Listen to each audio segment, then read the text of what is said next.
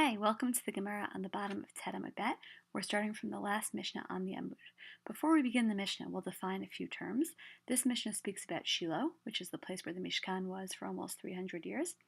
It speaks about Yerushalayim, which, as you know, is the place where the Beit HaMikdash was, both Batei Mikdash. It talks about Kodshe Kodshim and Kodshim Kalim, which are two different types of korbanot. Kodshe Kodshim are eaten only by Kohanim and only within the Beit HaMikdash or within the Mishkan. And Kodshim Kalim are can be eaten by people who are not Kohanim, men and women who are not Kohanim, and can be eaten in any part of Jerusalem or a relevant place for the Mishkan, as we'll see here. And Maser Sheni is an agricultural tithe, which when on the years in which it's brought, it's produce that has to be brought to Yerushalayim and eaten there. Let's go ahead with the Mishnah. Ein bein Shiloh Yerushalayim. There is no difference between Shiloh and Yerushalayim. Ela shebeshiloh ochlin kodshim kalim umaser sheni b'chol haroeh. Except that in Shiloh you can eat kodshim kalim and maser sheni b'chol haroeh, any place from which you can see Shiloh. Ubi Yerushalayim lifnim min hachoma. And in Jerusalem, these things have to be eaten within the walls of Jerusalem. V'kan kodshe kodshim nachlin lifnim min haklaim. And in both places, both in Shiloh and in Yerushalayim, kodshe kodshim have to be eaten literally within the curtains, meaning inside either the curtains of Mishkan or inside within the courtyard of the temple. Kedushat Shiloh yesh acharei heter, v'kedushat Yerushalayim ein acharei heter. The kedusha of Shiloh has a heter, it literally has permission given after it, and the kedusha of Yerushalayim does not have permission given after it. So if you look at Rashi here, yesh acharei heter, Rashi says, K'shecharva Shiloh, when Shiloh was destroyed, hutru habamot. Bamot were permitted. Bamot, again, private mizbachot. We learned about these in the last Mishnah. Those were permitted, Kedarmina b'Masechet Zvachim, as it talks about in Masechet Zvachim.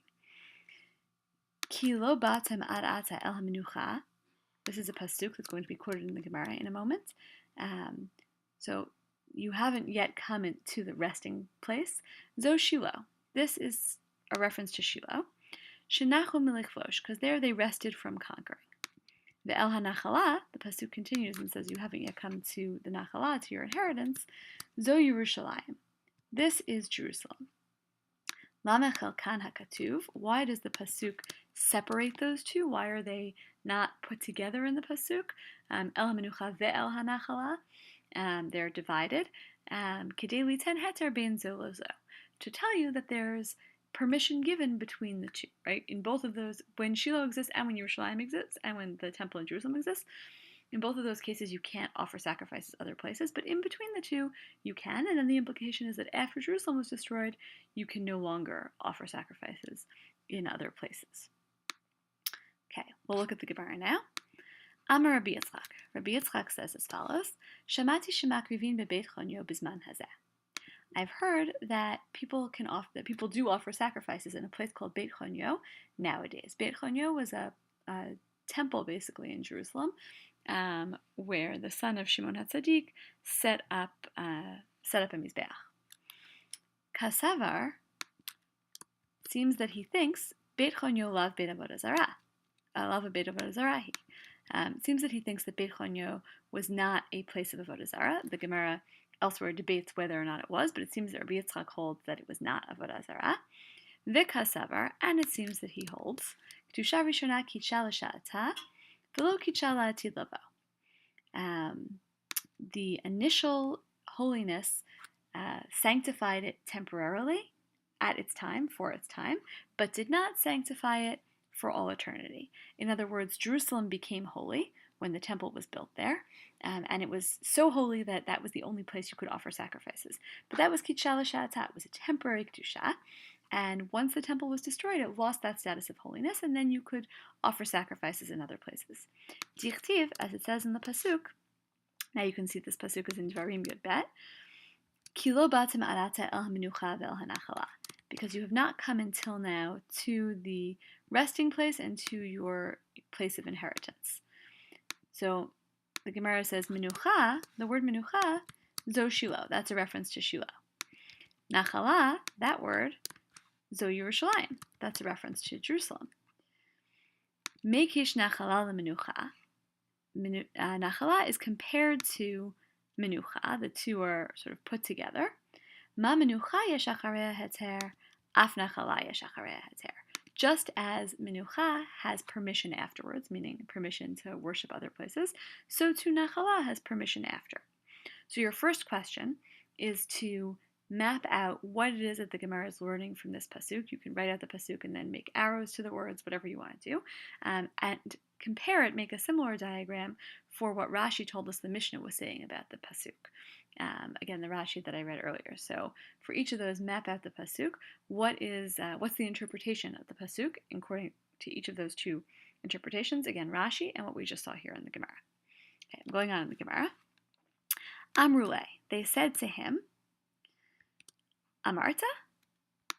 Did you really say this? Meaning, is this really your opinion? Amar lahu, he said back to them, meaning to the other rabbis in the Midrash, lo, nope. He's sort of just reporting, but he doesn't actually think this. Amar Rava, Helokim, Amrava Gmirna Lamine. Helokim here is like a swear word, like God Almighty. Amra, you said it. V'Gmirna Lamina, and I learned it from you. Right? How can you sort of disavow this view? I learned this from you. Umay taimaka hadarbe. What is the reason that he chazarbo, that he changed his mind? Right? Why did Rabbi Yitzchak say one thing and then wind up saying the other thing? Mishum kasha de Rav Mari, because of the difficulty posed by Rav Mari. Demotiv Rav Mari, because Rav Mari proposed the following contradiction. Motiv is introduced a contradiction, like Meitve, and it's from a Tannaitic source. Kedushat Shiloh yesh acharei heter. Kedushat Yerushalayim ein acharei heter. Kedushat Shiloh is followed by a heter, is followed by this permission, and Kedushat Yerushalayim is not followed by a period of permission to bring korbanot in other places. The Odsnan, and further we learned, Mishabau LeYerushalayim ne'asru habamot v'lo hayu lahem od heter v'hi hayta lenachala. Once they came to Jerusalem, the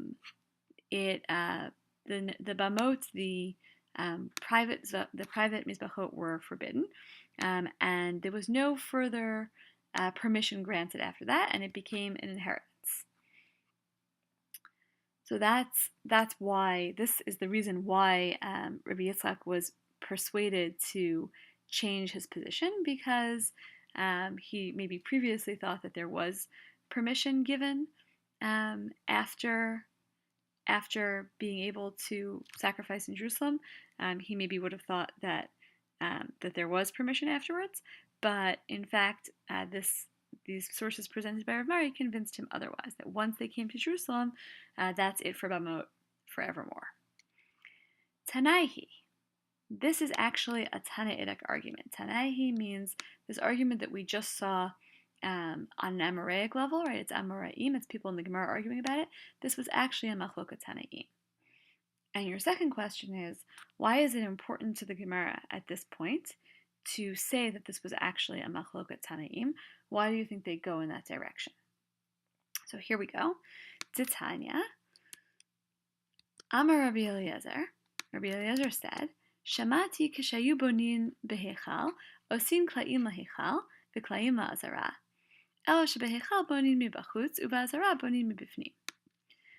So Rabbi Eliezer said as follows: I heard that when they were building the temple, when they were building the Heichal, the sanctuary itself, they made curtains for the sanctuary. They made curtains for to go around the outside, and they made curtains for the Azara, for the courtyard. But when they built the Heichal, they built the curtains from the outside, meaning the workers were standing outside the Heichal, and for the Azara, when they did that, the work people who were making the curtains were able to stand inside where the curtains would be, which makes a certain amount of sense. It's a holiness issue. Rashi makes this clear, meaning the people doing the work couldn't stand inside the heichal; they had to stand outside the heichal and make the curtains from the outside, and that was not the case when it came to the azara. The Amar Rabbi Yeshua, and Rabbi Yeshua said, "Shamati shemakrivin af al pi she'ein bayit, ochlin kodshei kodshim af al pi she'ein klaim, kodshei kalim umaser sheni af al pi she'ein choma, mipnei shekdusha rishona kitcha l'sha'ata v'kitcha la'atid lavo." So Rabbi Yeshua reports, I heard that they offer sacrifices even though there's no Beit HaMikdash, and they eat kodshei kodshim even though there are no curtains, and they eat kodshim kalim and maser sheni even though there's no wall. Right? Kodshei kodshim have to be eaten within the curtains, and they are eating them, where the curtains would be, but there are no actual curtains. And kodshim kalim and maser sheni have to be eaten within the walls of Jerusalem, and they're eating them in that area, even though there are no actual walls. Because that original holiness sanctified at that time and sanctified forevermore. So Jerusalem remains sanctified, even though the temple was destroyed. And you can do all these things, you can sacrifice, eat, etc., even without there being a temple. Just the fact that you're in Jerusalem, because Jerusalem maintained its kedusha even after the temple was destroyed. And Rashi here makes clear, Kla'im lahechal, they were building these curtains. Kasal kazatzcha b'mkom chomot hahechal shehem mizbeach habanui ba'azara. Karui asher petzach ohel moed she'ilma leken lo hayu makrivin ad shigmar habinyan. Vehem yichilu lahakriv korbanot mishabau sham b'mei korash. So they began to sacrifice. They could offer sacrifices there, even though there was no actual building there. But they put up these curtains to be able to sacrifice. But they didn't actually need there to be a building in order to sacrifice. So again, now you have this opinion reflected in the Breita, that there's kedusha in the place, and it doesn't go away, even though the temple was destroyed. Michal de Rabbi Eliezer Savar lo kitcha la'atid lavo. So this is the Gemara now commenting on the Breita. Seems that, right? This implies that Rabbi Eliezer held lo kitcha la'atid lavo. The sanctity did not last. La'atid lavo. It wasn't a sanctity that was staying. I was going to read you another Rashi there, but I won't. In other words, Rabbi Yezer's position that in the Breita, that they're building, right, they're in the process of building, Shemati kshayu bonim b'heichal, right, so the reason that they're building is because you need a Beit HaMikdash in order to offer sacrifices.